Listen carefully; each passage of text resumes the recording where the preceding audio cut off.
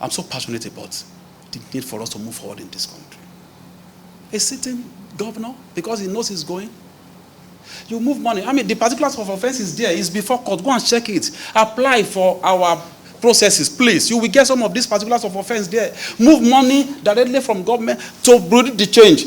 Use it to pay the child's school fee in advance. In advance. Dollars. How much? 70 what? Yes. Total is over almost 800. Yeah. In dollars, yes. In dollars. I think $72,000 or thereabout. $720,000, sorry. $720,000 in advance. In anticipation that he was going to leave government house.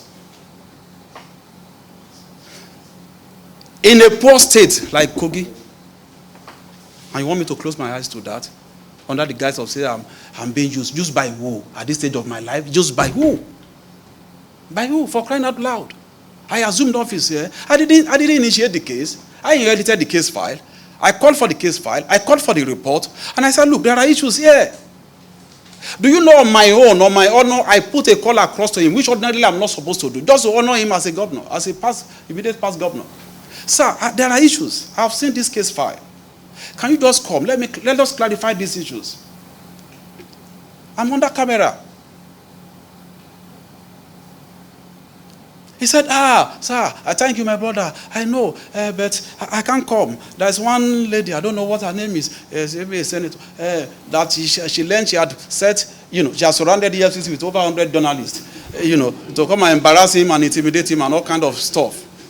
I said, okay, if that is your fear, I'm going to pass you through my own gate, special man's gate. You will come to my floor. We will accord you that respect. I will invite my operatives. They will come and interrogate you or interview you in my own office. What could be more honorable than that? In my own office. To allay the fear. Thank you, sir. I appreciate that. You know what he said? But can't they come to my village? That's what he told me. Can't they come to my village to come and say, I told you. He also got into, he sent a message to him. My director of investigation sent a message to him. Some people will be saying, we are handing him, we are harassed. How about? Let's be fair on this. Look, we need the FCC. We need this institution to survive. We need this institution to survive. I'm telling you. So many victims that we have wiped tears off their eyes. People that they have swindled and all of that in their millions. How much are we going to say? Every day we keep recovering money for victims. Every day. In my 6 months, we have recovered close to 120 billion. Over 1,600 convictions. Somebody will now, those we are convicted, are they not human beings? Does he have two heads? Even if I'm going to lose the case at the end of the day, submit yourself to the rule of law. Let me be sure that, look, I don't get convictions. My job is to investigate and prosecute. Conviction is the responsibility of the court. So nobody should come and blame me, I didn't get conviction. Mine is to do my work diligently and leave it to the judiciary. For civil society to follow up too. It's not within my power to convict anybody or to go and lock anybody up. It's not. My Lord does not allow me to go and be taking it. Come on. For what? So at that point I said, look, this is, and I kept quiet. Nobody talked to him anymore. After he had refused invitation, we continue with our work. After all, we don't even need him to come and make statement before we can even file a charge. If we are sure of our, the credibility of our work. So we have gathered all the necessary documentary evidence. We have prepared our processes. We file a charge. So come and answer to your charge. He refused to come and make statements here. But that does not stop me from filing my charge. And will he also refuse to come and answer that charge? We are talking of over 80 billion naira, gentlemen, that belongs to the people of Kogi, allegedly stolen. Allegedly stolen. So come and tell us, you didn't steal this money. Period. Is it today? Yes, I've lost some cases. Yes. I'm not sure. I won't condemn myself for that. Yes, I've lost some cases. Some of them are walking the street. Are with free men now today. And EFCC has also won some cases. I didn't promise Nigeria that we'll be winning all the cases I take to court. It's practically impossible. Even in the American system, where they have very tight, and responsive, they don't do that. You can't get 100% conviction on your cases. It doesn't happen. In my short period, I have had cause to arraign 2 past governors. Nigerians don't remember that. We have had cause to arraign Obiano in this country. The man came, he went to court, surrendered himself. We gave him his passport, he went abroad, came back honorably, went to court, submitted to the jurisdiction of the court. On the day of arraignment, the court granted him bail. He's walking free now. We are in court together. Simple. Simple. Abdul Fattah Ahmed, who had left government house how many years ago? I said, look, this case must not die. Give me all these high-profile cases. We review them. There is a predication here. We are going to court. I can't tell you the pressure. We virtually filed our charge. He came, presented himself before the court. He was also granted bail. The matter is ongoing. See, the problem is, if we allow this thing to go this way, I don't have a moral right to run after anybody to say I want to investigate anybody in Nigeria. We better proscribe the EFCC. If anybody will be taking us to clean us because they telling us we are flouting law. Which law did I flout here? I've read it to you now. Which law did I flout? Now, when we filed the charge, I wasn't the judge. The judge saw predication in our case. Predication there. I hope most of you have seen it. Our position. No, there is no law that EFCC has violated. How I wish our opinion leaders can just take time to understand what we are doing. Right here with me, I have the copy of the judgment of the Kogi State High Court. The man approached the High Court for the enforcement of his fundamental rights. And concluding his judgment,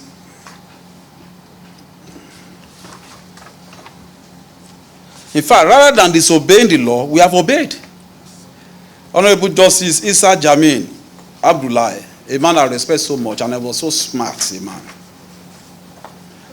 I will read to you the last 2-3 paragraphs of his judgment. He said, I am under no illusion that under the laws of this country, and having regard to the provisions of the EFCC Act 2004, the Commission cannot be restrained from carrying out criminal investigation and prosecution of any citizen of this country. However, the exercise of these powers is subject to the overriding provisions of the Constitution or any subsisting order of court, and he quoted some judgments, IGP versus Uba, and so on. And he went further to say that the applicant having established, that was YAHAYA BELLO, established infringement or threatened infringement of his right. He didn't say infringement, or threatened infringement of his right by the respondent, which was EFCC, is now entitled to benefit from the long-standing principle and legal maxim, ubi jus, ibi remedium, as it is central to the cardinal principle of administration of justice, that where injury is established or imminent, there must always be a remedy. And he quoted some other judgments. The applicant, no doubt, is entitled to the grant of some protective reliefs. While I am inclined to grant the orders sought by the applicant in this application, I can only grant them subject to what is permissible under our laws. It has been repetitively made clear in this judgment that the respondent cannot be restrained, as EFCC, from exercising its statutory mandate to investigate and prosecute persons or authorities reasonably suspected of having committed financial crimes as obligated under its Establishment Act. Accordingly, I will make no such order. And he gave us some citations. And if I may add, prosecution. Now, looking at the orders sought by the applicant, I am inclined to grant them subject to some alterations, which in my view will meet the justice of this case, as in following terms. An order is hereby granted, enforcing the fundamental rights of the applicant, that was YAHAYA BELLO, to liberty and freedom of movement and fair hearing, by restraining the respondent, that was EFCC, by themselves, their agents, servants, or privies, from continuing to harass, threaten, to arrest or detain or in any manner whatsoever arresting, detaining, or persecuting the applicant, or I think he wanted to write prosecuting the applicant, on the basis of criminal charges now pending before the Federal High Court. We had filed our charges then. Now, without prejudice to the power of the said Federal High Court to make any other as it may deem just in the determination of the rights of the applicant and the respondent as may be submitted to them, to her for consideration and determination. Another is hereby granted directing the respondent to bring before the said Federal High Court. It was Kogi State High Court that directed the EFCC enforcer to go and file a charge against him, as against what is being touted out there. Another is hereby granted to EFCC, the respondent, to bring before the said Federal High Court or any such appropriate court such criminal charge, allegation, or complaint in respect whereof the applicant is reasonably believed by the respondent to have committed any offense, subject of his jurisdiction, provided that his respondent shall not invite, arrest, or detain the applicant on account of a reasonable belief that the applicant has committed any financial crime, without first obtaining the leave of a superior court of record, which is Federal High Court, where we have filed our charge, especially having regard to the antecedent of the respondent in the manner it has managed its engagement with the applicant. Remember the case we had with his chief of, was he chief of staff? Was he chief of staff? Yes, cashier, his government house cashier. The guy that was bringing the billions.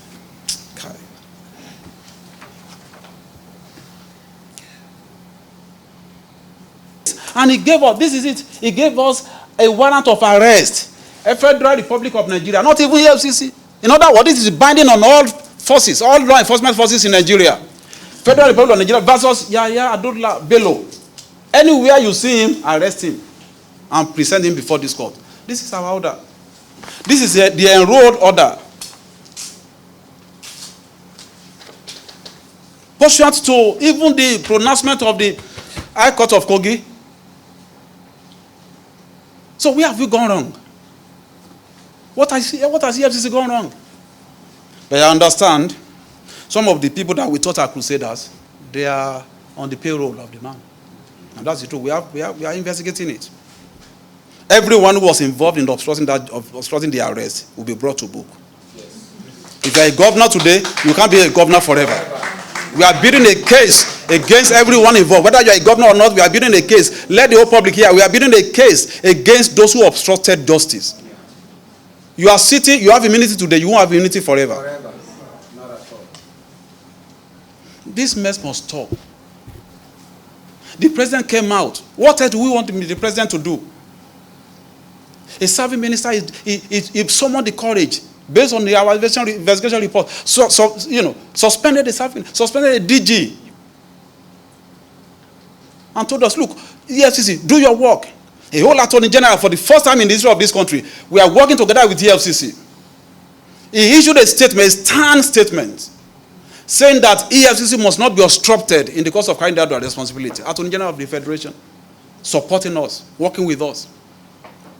CG of Immigration issued a statement. And some people will go and carry, pack, I don't want to use the demeaning word, from Zuba and from, Agege. And they were carrying plaque as if you don't have shame in this country. The world is looking at us. Over how much? To sold out your conscience.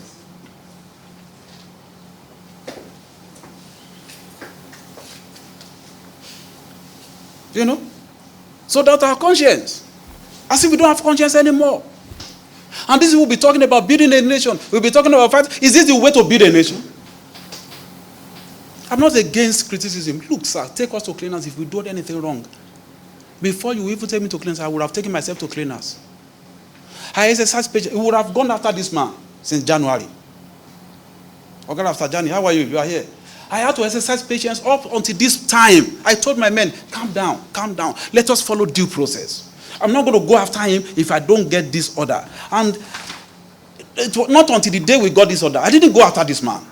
Do you know when we got there? I said mount surveillance. We were there as early as 7 a.m. Mount surveillance. Don't cause breakdown of law and order. Our people wanted surveillance. So when eventually we got this order across to them, we were supposed to move in. That was when the governor came with his vehicle. Even though they are denying now that he didn't come. Come on. When we have all the video evidence, do you know the forensic evidence we have with us? And who is this man with? We met over 30 armed policemen. About 10 CTU, counterterrorism. I don't know what, with him. His CSO is a senior DSS official. We met all these people there. I went with my gallant men, over 50 of them, armed to the teeth. We would have exchanged fire. Then if you had done it, there would have been casualties. If I've killed 1 or 2 people in their crossfire, Adams, what will you be saying? Will you be proud to come and collaborate with me today? And that's what some people are condemning us for. Why did you break down the house? Why did you? The day I went for my screening, I was at the National Assembly. The issue of the invasion of a Okorocha house became an issue. They took me up on that. Gentlemen, we are a sophisticated law enforcement. We are not military. This is EFCC. What we investigate is white-collar crime. There are certain things that may be lawful for us, but may not be expedient. Exchanging fire with other servicemen, that day wasn't expedient for me. And nobody would have asked me to do that, I would have done it. I'm a lawyer. If I've killed 1 or 2 people, or another uniformed man, because I wanted to arrest somebody who committed white-collar crime, what will I do if I want to arrest a terrorist?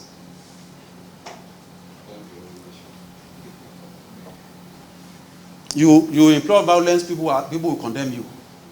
You are putting human face into the work you do, people will still condemn you. So where do you want me to stay? Was it not worse for him to have even run away that day? Because if he had surrendered himself or submitted himself to us that day, we wouldn't have declared him wanted. Do you know the implication of somebody being declared wanted? Usually we do quarter of a page, but because of his attitude, we have to do full page. I wouldn't mind using my salary. You didn't on Arise? You sure? We are coming there. Or you know where the man is? We are not stopping there. He's been watch listed all over the world. He can only run. Except there's no law in this country that we are following. Let all of us declare that we are a state of pariah. Everybody go and do what they like. Like I said, I don't mind the outcome of this case, but the right thing must be done. If we don't see this case through, I won't have any moral right to accuse anybody of corruption in Nigeria. I will resign.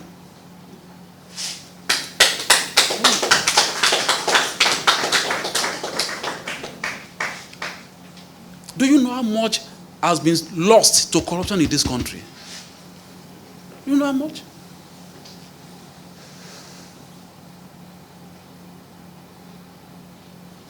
So that day we had to calm down, told just let them finish their shenanigans. And we followed the law. We did what was right. The matter came up today, you are aware. The judge forced the SCN who represented him to get the service. So we have served him now to produce him in the next hearing. We will get there. It could take time. It may be rough. I don't mind the criticism. But we will get there. So it's important for us to understand this thing we are doing. The world is looking at us. They are looking at some of our civil society, some of your colleagues, in the media, in the civil society, supporting some of these obnoxious acts. And they wonder, where are we going as a nation? One of the most respected legal practitioners in Nigeria is the current Attorney General of Nigeria, Honorable Attorney General. Very respected everywhere. If you could come up with such a stand statement in support of EFCC, you must understand that we are doing the right thing. It's not everybody that can be swayed or influenced by money. No. By the grace of God, some of us have passed that level. We will do the right thing, and we see to a logical conclusion. Like I said, I don't mind what the verdict will be eventually. But for me not to prosecute this case, then I'd rather go and withdraw case against Abdul Fattah Ahmed. I'll go and withdraw case against Obiano. All the pending cases in court, even against Idris Ahmed. Because there's no moral justification for doing all those cases. If some people have suddenly seen a criminal suspect as a saint, that we are harassing, we are hounding, from where to where? There's nothing personal there. So the question is, why is he not submitting himself to the law? That's the question. Why is he not appearing before? Do they kill people there? Why is he not coming out? Why?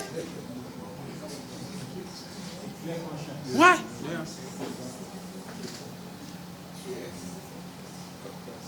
That's our position on Yahaya Bello. Finally, I also like to report to us that we will continue our work toward the stimulation of the economy, and I promise you that. We observe due process in doing whatever we do.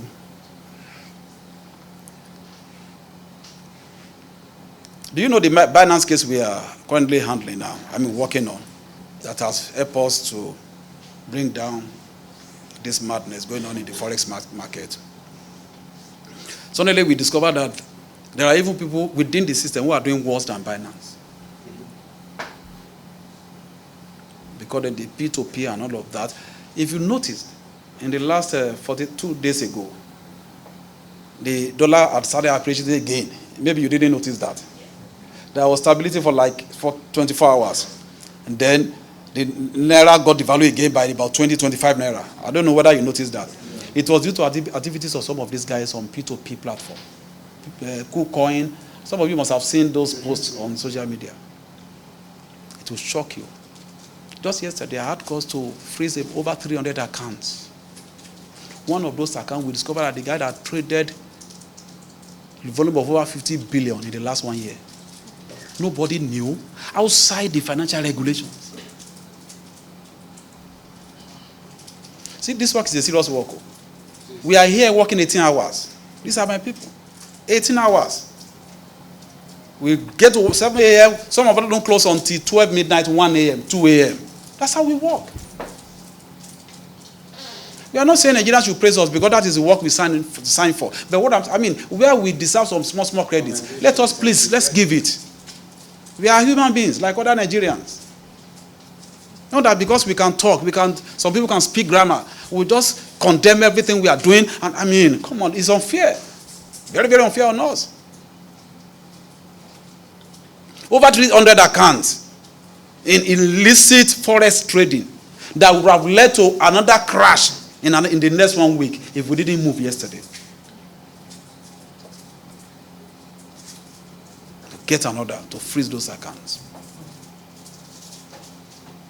And somebody will come and tell us, what is your business with forex transactions? Some people are happy. They take pleasure in seeing this country boiling. And I've come to realize that in the course of this work I do, sir. Some people are deliberately happy. They want to see things go bad. From bad to